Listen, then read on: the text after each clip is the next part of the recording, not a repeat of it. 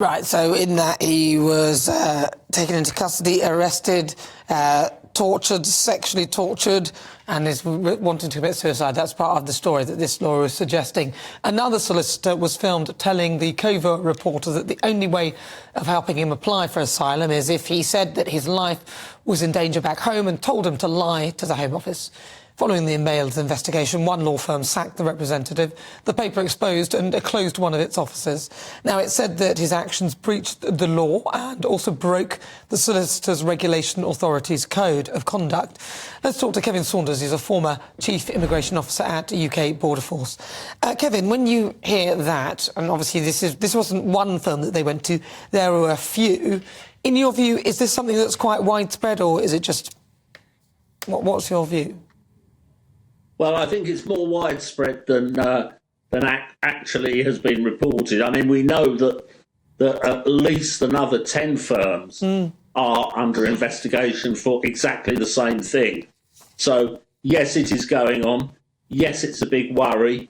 I mean, how the Home Office reacts now is the question. Do we allow immigration lawyers to sit in interviews when staff are interviewing the asylum seeker? I mean, this is a real big issue. I just want to interrupt because your sound's a little bit picky. But what do you think then about this particular story? Then that what's your view on that?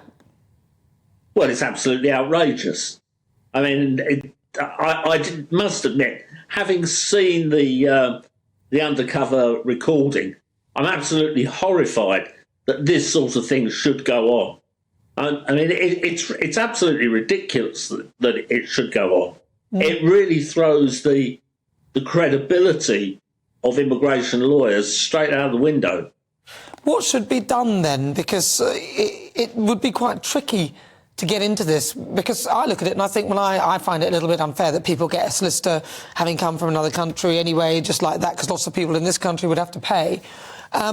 What can we actually do then? Because if this is going on and it's widespread, which I suspect it is, how can we actually fix this? Well, it's a big problem. I mean, if we deny people the right to a solicitor, then the left will go absolutely mad and say it's an abuse of human rights and what have you. But I mean, it's quite interesting that at one of the recent court cases, I think the one in the High Court, the actual judge said, "I don't understand why it takes so long to assess a claim, because you could do it in a couple of hours. It's very easy. Why have you come to the UK?"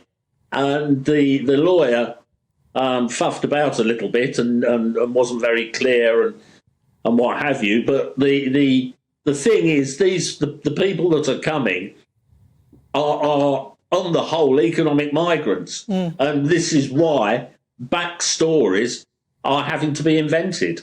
So what part of the process, so the migrant comes to the UK, are they immediately given the solicitor and then they talk with the solicitor and then they bring their case forward? Is that how it works?